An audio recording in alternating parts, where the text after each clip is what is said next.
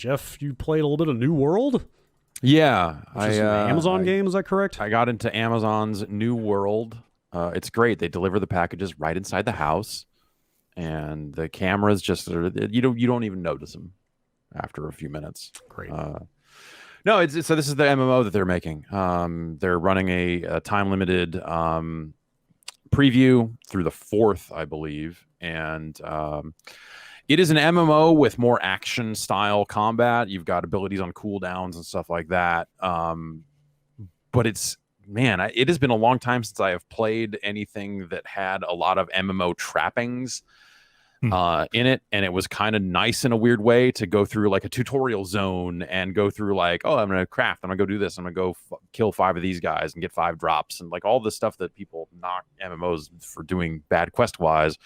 Like, I think I finally hit a point where it's been long enough since I've really engaged with an MMO that it felt like quaint in a weird way. Sure. But at the same time, the combat is like, you've got a stamina bar that governs like how often you can block, with a shield or even roll out of the way of attacks and stuff. So it's, you start out with a sword. I eventually got like a wicked looking fire staff that shoots fucking fire.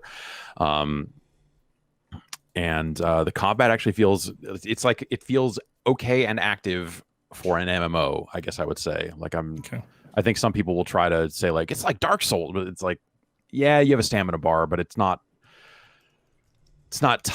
tight the way Dark Souls is. It doesn't necessarily scratch that same itch, but that seems to be what they're maybe drawing from at least a little bit.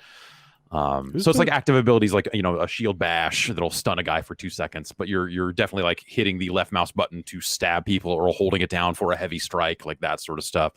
And it feels okay. It's like a ships lost at sea, and you uncover this crazy new world. Yeah, I was going to ask, is it just straight up like colonial era, like Age of Sail type imagery?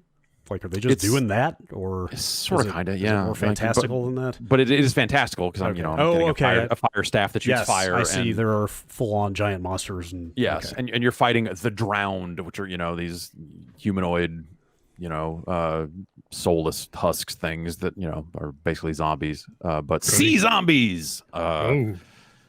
At least at the outset. Like I said, I've only spent about an hour with it, but it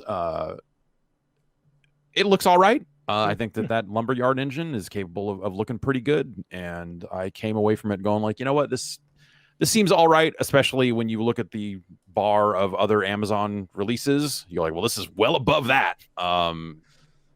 The what is it, the car game, the touring car channel, whatever the fuck that thing was. Oh, yes. The Top Gear British man driving game. And then the other game that they put out and then unput out.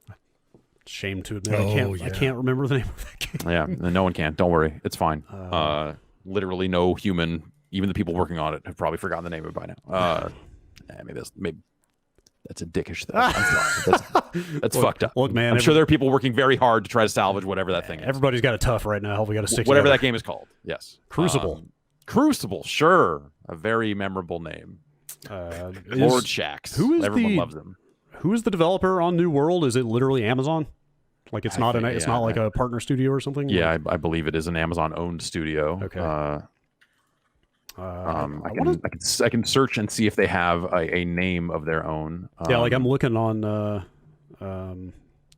Steam, looking on their site, and it all just has Amazon branding on it. So yeah, I think it just says Amazon Games as the developer, so I don't know who that actually is. So this is on Steam. I was going to ask. They're not. Yes.